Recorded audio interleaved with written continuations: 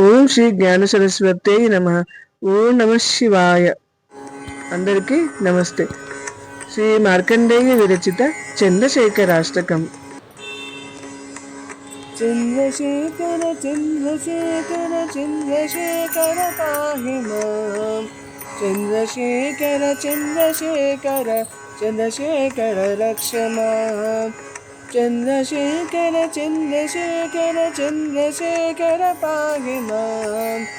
చంద్రశేఖర చంద్రశేఖర చంద్రశేఖర రక్ష మాం. रत्नसानुसरासनं रजताद्रिशृङ्गनिकेतनं चिञ्जिनीकृतपन्नगेश्वर मच्युतानलसायकं क्षिप्रतज्ञपुरत्रयं त्रिदिशालयैरभिवन्दितं. चन्द्रशेखरमाश्रये मम किं करिष्यति वै यमः.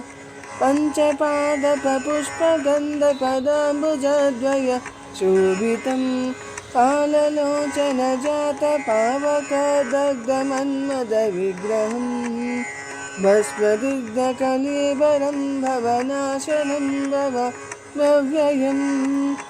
चन्द्रशेखर चन्द्रशेखर चन्द्रशेखर पाहि माम्. मत्तवारणमुख्यचर्मकृतोत्तरीयमनोहरं पङ्कजासनपद्मलोचन पूजिताङ्घ्रिसरोरुहं देवसिन्धुतरङ्गशेखर सिक्तशुभ्रजडाधरं.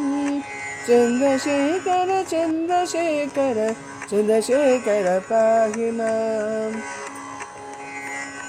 यक्षराजसकं शुभाक्षहरं भुजङ्गविभूषणं शैलराजसुतापरिष्कृत चारुवामकलेबरं श्रीलनीलगरं परस्वतधारिणं मृगधारिणं. चन्द्रशेखर चन्द्रशेखर चन्द्रशेखर पाहि माम्. कुण्डलीकृतकुण्डलीश्वरकुण्डलं वृषवाहनं नारदादिमुनीश्वरस्तुत वैभवं भुवनेश्वरम् अन्धकान्तकमाश्रितमरपादपं शमनान्तकं. चन्द्रशेखर चन्द्रशेखर चन्द्रशेखर पाहि माम्. भेषजं भवरोगिणामखिलाप दामपहारिणं दक्षयज्ञविनाशनं त्रिगुणात्मकं त्रिविलोचनं भक्तिमुक्तिफलप्रदं सकलागसङ्गनिवर्धनं. चन्द्रशेखर चन्द्रशेखर चन्द्रशेखर पाहि माम्. भक्तवत्सलमर्चितं निधिमक्षयं हरिदम्बरम् सर्वभूतपतिं परात्परमप्रमेयमनुत्तमं.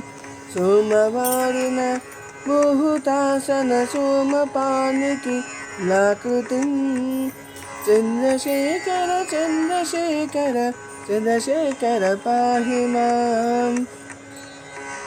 विश्वसृष्टिविधायिनं पुनरेव पालनतत्परं संहरन्तमपि प्रपञ्चमशेषलोकनिवासिनं क्रीडयन्तमहर्निशं गणनाथयूतसमन्वितं.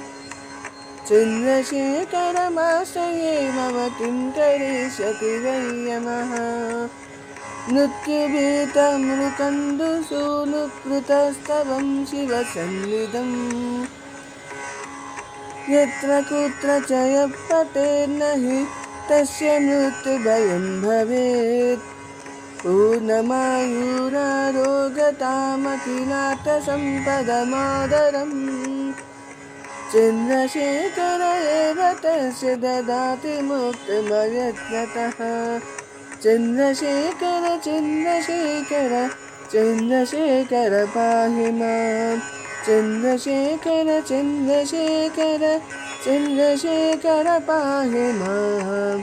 चन्द्रशेखर चन्द्रशेखर चन्द्रशेखर रक्ष माम्.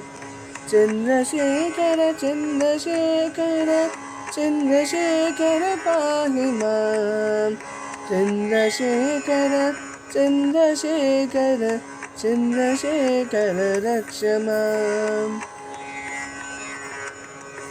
చంద్రశేఖర అష్టకము ఒక సంస్కృత స్తోత్రం.